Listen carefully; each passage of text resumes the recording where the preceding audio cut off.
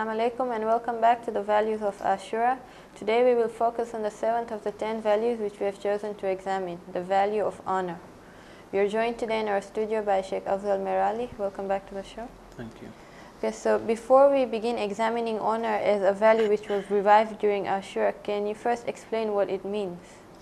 بسم الله الرحمن الرحيم الحمد لله رب العالمين والصلاة والسلام على سيدنا محمد وعلى آل بيته الطيبين الطاهرين وعلى صحبهم الأخيار المنتجبين واللعنة الدائمة على أعدائهم أجمعين إلى قيام يوم الدين. السلام على الحسين وعلى علي بن الحسين وعلى أولاد الحسين وعلى أصحاب الحسين. السلام عليكم all. With regards to the 7th value that we have chosen, which in Arabic is known as al-ghira. Al-ghira, if we look at its translation, it is seen as zeal or ardor or honor. At a time of shamelessness, at a time when people were indulging in many shameless evils and deeds, Imam Hussein alayhi salam enlightened or rekindled the fire of al-ghira. Al-ghira, which is the protectiveness, it is the honor or an ardor or a zeal, enthusiasm that a person has with regards to their religious faith, with regards to their ahkam, the obligations, wajibat, and muharramat, staying away from them. The Imam rekindled this fire of ghira in the hearts of the Muslims so that that darkness of shamelessness, adamul ghira, would be moved, that darkness which was brought back by the Umayyads, so that Islam would go away, would be wiped from the Arab state at that time, and they would return back to Jahiliyyah. So Imam Hussein alayhi salam, with his uprising, brought back this value. What does this value mean? Of course, I just mentioned over here that al-ghira is religious value. It is this honor and protectiveness that a person has with regards to this. It is also one of the values of the prophets.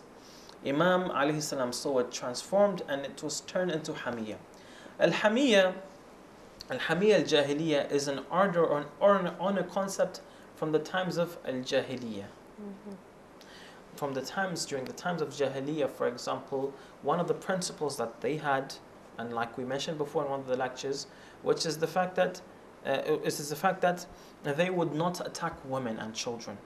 This was considered as a kind of honor, of value, and hamiyya from that time, from the Arab customs. So the ghira of deen, of religion, was turned back into this kind of concept, this honor of that kind. And that honor that they had started to re-practice would not look towards religion, would not look towards Islamic concepts, would not look towards Islamic values with regards to patience, with regards to being good with our neighbors, with regards to fighting oppressors, etc. No. They just went back to how it was during the time of the Arabs. Of course, another closely related quality or value is al-asabiyya, prejudice. Of course, when a person has a certain sense of honor which is built from by looking towards the language that a person speaks, or his skin color, or the land from which he comes, and not looking towards the honor that a person has from their religion, of course, their values become changed. And so what had happened from that time was, during the time of Hussein, the people had gone back to the asabiyya of al-jahiliyyah and had left their ghira, their honor, for their religion. And of course, Imam Hussein, and with his famous statement, I want to enjoin al-ma'ruf and I want to forbid evil.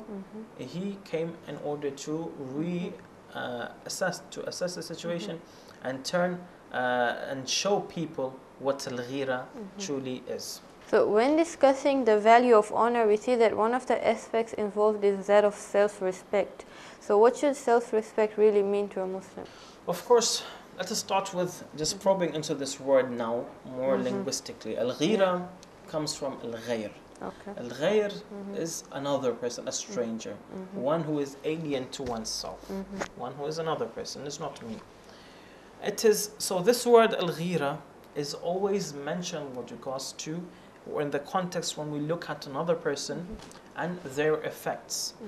So if I am to mention another person, of course over here what is meant by ghira is that I'm making like something like a fortress for myself, for my essence, for my religion. Okay. Let us just look at some of the clarifications. So a human being, we in our life, we make certain proximities for ourselves. We, for example, we have a certain space that we like to keep for ourselves. In Western countries it's more, in other countries it's less. It's a special space that we have, an intimate space if you wish. So a person who cannot tolerate any kind of interference, he makes this kind of space for himself. He makes this space, he makes this proximity with regards to himself. This all comes with regards to al-ghira. Now Allah Azza wa Jal has legislated and translated this concept or this innate value that we have into Islam when He says that all those of your sons, when they become of age, let them not enter except after knocking thrice. And if they are not permitted to enter, let them not enter. Okay? So over here, Allah Azza wa Jal has made a special precinct for us.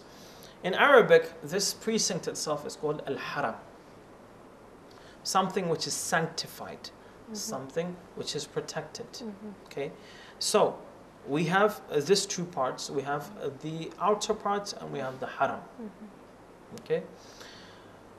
Of course, in this haram, we also say in many Arabic linguistic terms, we say haramul jami'ah, for example, the inner campus of the university, haramul masjid, the inner part of the mosque.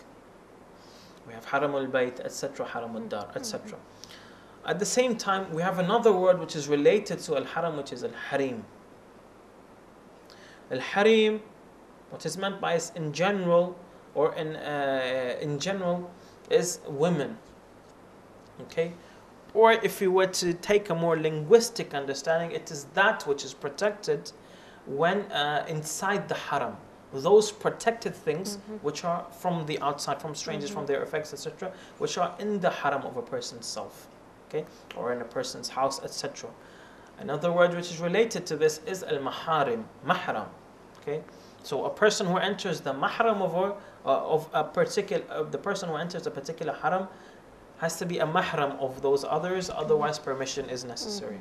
Okay, and those who don't enter, they are na mahram or غير maharim. Okay, or ajanib if we say. Na mahram, it is in Urdu, ajanib is in Arabic. But and these persons, al-ajanib, they are unacquainted, unrelated, etc. So, at the same time, so if we come to look at a particular understanding, we come to see that ghira is for there to be a protective shell that protects ourselves, and we come to protect with it our homes, our houses, our families, etc., our lives.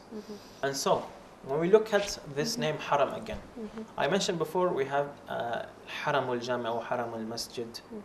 We also have another word, al-masjidul haram. Al-masjidul haram, the sanctified mosque. That mosque in al-Makkah al-Mukarrama. So, Allah Azza wa Jal, when we go to Hajj, those people who walk to Hajj, or go by car, etc., they go through this desert. All of a sudden, they come to the mawaqit, for which they have to wear the special clothing. They are asked by Allah that if you want to enter my haram in the mosque, if you want to reach that level for me to receive you as a guest, to entertain you as a guest, you have to wear a special clothing. In order to give permission to you, in order to get permission, you have to have some certain prerequisites. And so we wear the ihram. After wearing the ihram, we go on. We come to a particular place as well. From there, we start to fulfill one of the other prerequisites. We have to do the talbiyah. Labbaik Allahumma labbaik. Of course, after that, we come to the haram. The haram over here of the mosque has particular etiquettes. So in general, if I were to refer not to Masjid al-Haram, this special name that is this proper name that is for the masjid in Mecca, the Haram, maybe Haram. We started off with al-Haram al-Dhati, Haram al-Dhat, Haram al-Insan, myself. Thereafter we went to Haram al-Bayt or Haram al-Manzil, the house and the family, the household, how it has a haram itself, also protected by ghira. We now go to al-Haram al-Makani, Haram al-Makan, which is the mosque itself, al-Masjid al-Haram over here. The masjid is divided into two. We have inside the mosque, okay, and we have outside, which is called al-Hil. The person, when they do the ihram and start the process of Hajj, they have to do ihram, and they have a certain particular etiquette that they have to follow, certain guidelines. Not, for example, to kill the animals over there, etc., hunting, whatnot. Of course, these are the etiquettes that a person has to follow. So Allah Azza wa Jal, who is Ghayur, this is one of His names, has ordered us.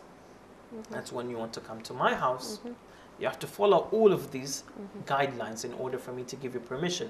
When you want to come to my Hajj, to do Hajj and visit me, you have to perform all of these. And as a result, we perform them.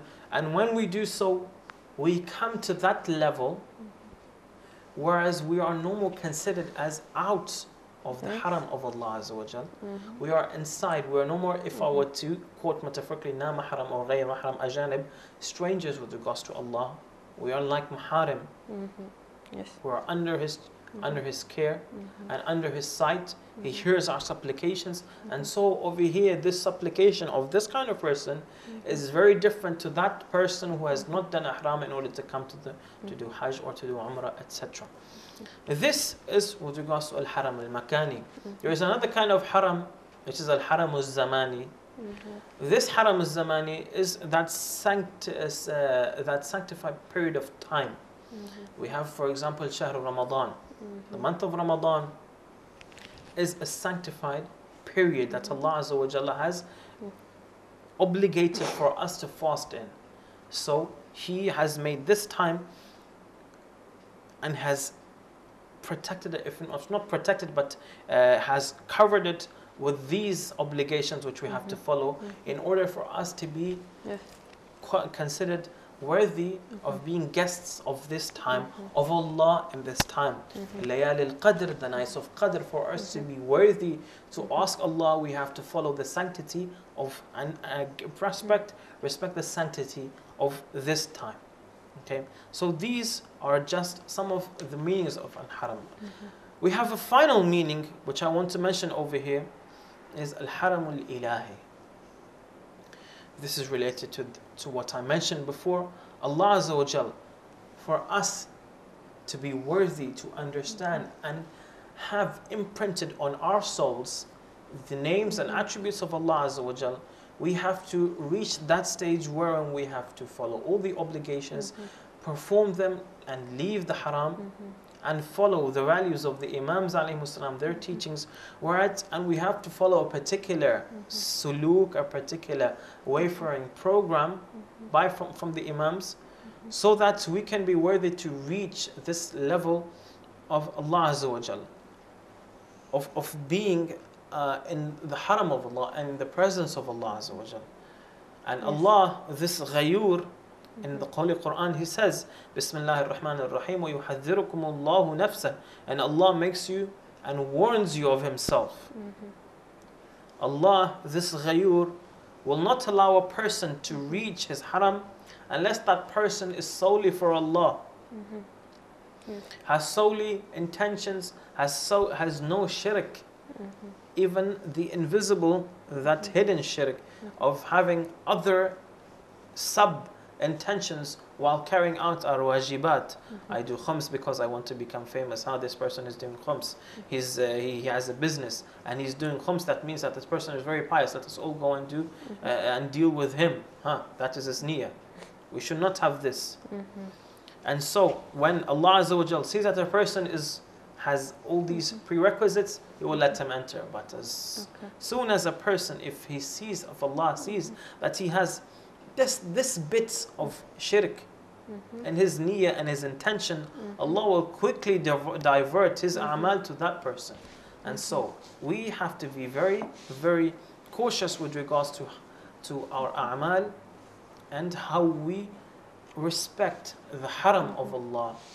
And in order for us to reach that haram, we have to follow the teachings of Ahlul Bayt. We have to follow their guidelines. We have to follow their sayings. We have to follow their akhlaq. We have to follow their values, their akhlaqi morals that they taught us, the wajibat, and all of these.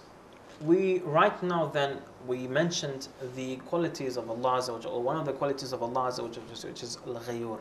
In aqaid, just to mention quickly, we deduce some of the values of Allah Azza wa Jal by looking at ourselves, what values we have, and by saying that, of course, some of the positive values, and saying that Allah Azza wa Jal, if we are these limited creatures and we have these qualities to this extent, of course, Allah Azza wa Jal, who is infinite, will have these qualities to an unlimited extent.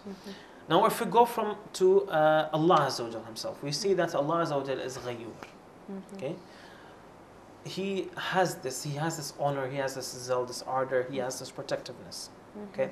So as a result, because of the fact that we are the khala'ifullah, we are the caliphates, or the caliph of Allah Azza wa Jal, the human being, is the caliph of Allah on the earth. As a result, we need to practically also have this value in our hearts, in our souls, and also in our actions. So we have to have this, wherein Allah Azza wa Jal does not allow outsiders to enter His haram. As a result, when Allah calls us to Hajj, He wants to teach us how to be ghayur, how to not let outsiders enter our precinct of ourselves, of our inner selves, to those who are not worthy. This is a lesson. Hajj is a lesson of ghira by Allah Azza wa Jal. And as a result, a person, when he sees this lesson, we have to practically translate this lesson in our lives with regards to our religion, with regards to everything else. During that time, outsiders or strangers or those who are not worthy were meddling with our religion, fabricating a hadith, etc. Our Imams stood up. Imam Hussein alayhi salam stood up with regards to the values, with regards to the practices. Other Imams continued this message. Imam al-Sajjad alayhi salam continued the akhlaqi message in his book, in his ad'iyah, Sahif al-Sajjadiyah, and in his Risalat al-Huquq, the treatise of rights, etc. Imam al-Baqir and Imam al-Sadiq alayhi salam also continued on. We need to fight all of these alien interferences in our religion as well, and in our houses. With regards to our particular lives as well, our lives, the honored Muslim is a person who will never, an honored Muslim is a person who will never enter another's house without having sought permission. I mean over here by house, I mean metaphorically. You will not enter the haram of another person without having permission. A person who wants to usurp the property of another and wants to rob him, this person will not defend it. And this person does not defend it and allows him to usurp it. This person is not a self-respected person. This person does not have ghira. It does not have this quality. A person, one who defends his wealth, family, religion, everything, this person can be called al-ghayur. By the way, one of the qualities of a camel is the fact that he is ghayur. A camel will never, and of course there may be some divine philosophy in this. Camel is mustahab to eat, and we do know the fact that whatever we eat, we take its qualities, especially with regards to animals. At the same time, pig is the opposite. A pig does not have the quality of ghayur. He is very opposite. And as a result, the pig is haram to eat. The camel is very picky with that which it eats. In addition to the fact that the camel does not mate with its relatives, its close siblings.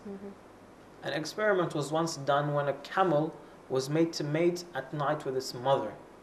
That camel in the morning, when it wake up and saw that it was its mother, it hit its head on a rock and killed itself.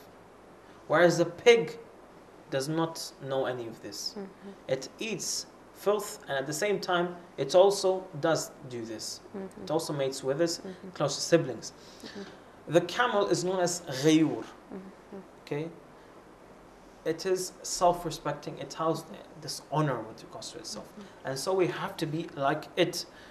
A person should defend all of these things that were mentioned before: their religion, their wealth, their women folk, etc. It is a religion which has made all of these folks, all of these things, part of the haram of the person. Allah Azza wa Jal, after having made the nature of a human being as such, He has made, He has legislated the fact that these truly then are from your haram, and you have to protect them. One point to mention then over here that remains is that there are different levels of al-ghira. We mentioned that defending a person's possessions is one level of ghira, defending a person's womenfolk is another level of ghira, person's dignity is another. But there is a very different level, which is al-Islam. Imam Hussein alayhi salam took them to their highest levels. Now with regards to al-ghira over here, which is our topic today, which is the value which we're discussing today, the Imam took it to the highest level, to its peak, which is the al-ghira, protectiveness, honor, ardor, zeal, enthusiasm, self-respect with regards to religion, with regards to Islam, with regards to faith. The Imam sought to protect Islam from all these dangers, and as a result, he reached the highest levels of honor. And so he can be called the most zealous person. In addition to this fact, I would like to mention that this zeal for religion is actually a source for zeal for all of these other things that I mentioned before. When one goes to Islam and sees that Islam obligates a person to protect their family, their dignity, their wealth, etc., a person will thereafter be zealous, will become zealous with regards to all of these other things. So then Islam, or zealous, zeal with regards to, or ghira with regards to religion and Islam, this in general then is the source for all of these other of ghira for all these other things, and this is what Imam Hussein alayhi salam showed us. So we'll take a short break at this point. Don't go anywhere.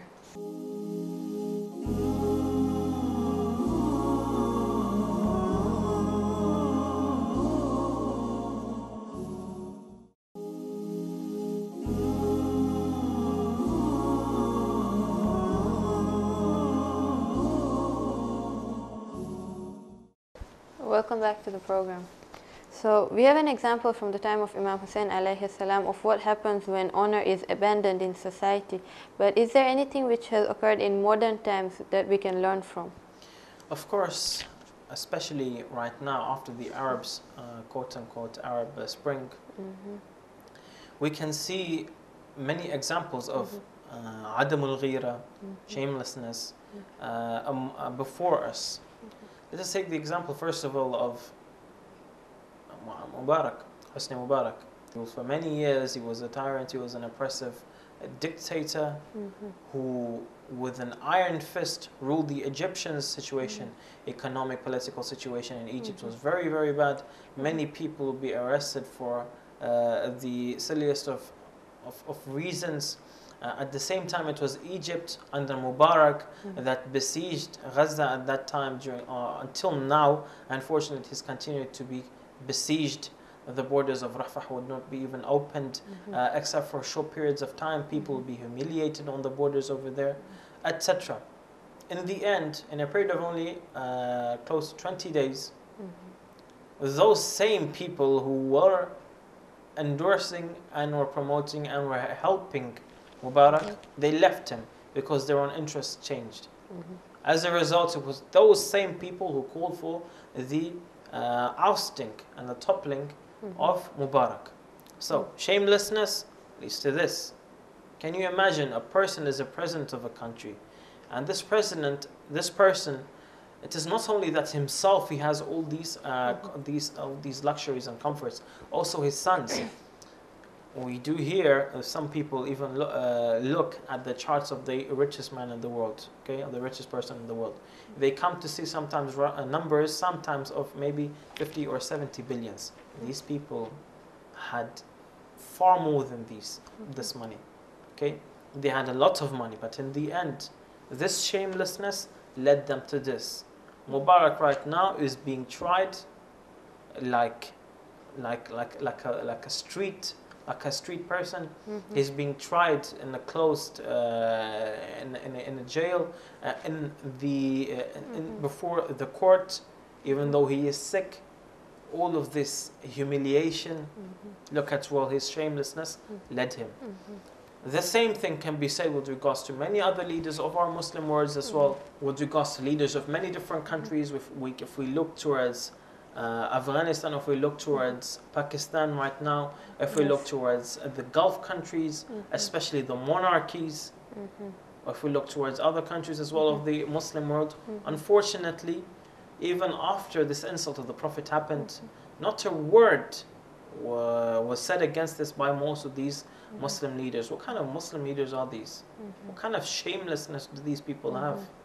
Of course, it is very true that a person who does not have ghira with regards to their religion, they will not have ghira with regards to their community as well. And this is what is happening. Okay. So how did Imam Hussein alayhi salam revive this value?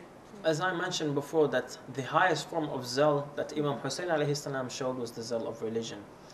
When the Imam saw that his own zeal in Medina, or his own house, his own haram in Medina was protected, it was secure. But when he saw that the haram of Allah Azza wa Jal, the haram of Allah's religion, haram of the Kaaba was insecure, the Imam said that how can I accept for my haram to be secure and for Allah's haram not to be secure? And thereat the Imam went to Karbala and turned Karbala into his home, into his insecure home, in order to try and defend the haram of Allah, in order to try and save these Islamic values, in order to keep these ajanib, these strange elements who are trying to enter the haram of Allah in order to cause chaos, in order to cause corruption, etc. in Allah's religion. He went in order to fend them off.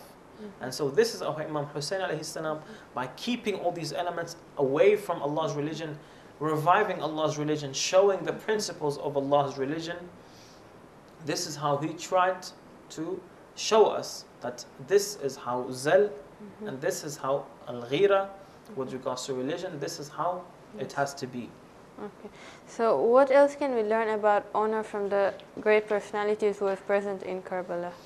Of course, Abu al-Fadl al-Abbas alayhi salam is known as Abu al-Ghira, the father of al-Ghira, the father of this honor. Abu al-Fadl al-Abbas alayhi salam, he was an icon of it, he was a symbol for this. And until now, in Arabic majalis, he is known as Abu al-Ghira. With regards to this, he proved himself to be very loyal. Abu al-Fadl al-Abbas alayhi salam, he was always loyal with regards to the Imams, Imam Hussein alayhi salam especially. He would stick by Imam Hussein from his small age. And one of the narrations, it is mentioned that once Imam Hussein alayhi salam was thirsty, and so al-Abbas, when he came to know this, he quickly went to bring him water. And so Imam Ali alayhi salam, when he looked at this, he said that, will you be there to bring him water on the day of Ashura? Of course, this loyalty that Abu al-Fadl al-Abbas alayhi salam, this zeal that he had with regards to Allah, with regards to the Messenger of Allah, and with regards to the Caliph of Allah, the Imams, and Imam al-Hussein alayhi salam especially, this symbol of al-Ghira, he also was not only zealous with regards to the religion, no, as such he was zealous with regards to the family of the Holy Prophet and the daughters of the Holy Prophet. Imam Ali alayhi salam, he when he was passing away, he entrusted and gave a wasiyah that Abu al-Fadl al-Abbas alayhi salam, he was to take care of Sayyidah Zainab, he was to protect her. And of course, it was Abu al-Fadl al-Abbas alayhi salam, as we see in the ziyarah al-mufji'ah of Sayyidah Zainab alayhi salam, that akhi, that, oh my brother, you are the one who made me ride on the horse, on the camel, when we wanted to leave al-Madinah. And where were you today? And it was Abu al-Fadl al-Abbas alayhi salam, who would always take care of Sayyidah Zainab alayhi salam, who took care of Sayyidah Zainab and also of the rest of the women folk. Abu al-Fadl al-Abbas alayhi salam, the symbol of zeal, of honor, he was not only a chance, a child born with these qualities by chance. Imam Ali alayhi salam asked his brother Al-Aqil, who knew this, who was an expert in lineages. He asked him, "Ajidni imra'atan waladata fuhul al-Arab." Find for me a woman to marry who is being conceived by the strongest people of the Arabs. al-Banin al-Fatima alayha salam, she was from Banu Thaqif. Banu Thaqif, they were known to be lions. Al-Mukhtar al-Thaqafi, he was from Banu Thaqif, and he was known for his courage, for his bravery.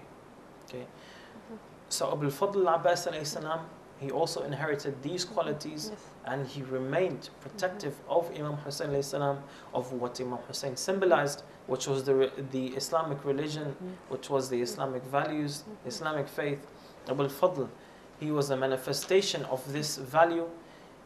What really kept Abu al-Fadl totally submissive to Imam Hussein alayhi salam and obedient to him, it was his zeal, which could not tolerate outsiders trending or trotting inside the religion and causing chaos and causing corruption, causing distortion in the religion, and hence he sacrificed his own life to bring back life to the self-respect, this ghira of religion. Inna lillahi wa inna ilayhi raji'un. Thank you. That's all the time we have for now, but join us for our next episode right here on IBN TV. Thank you for watching, and stay tuned for the next program.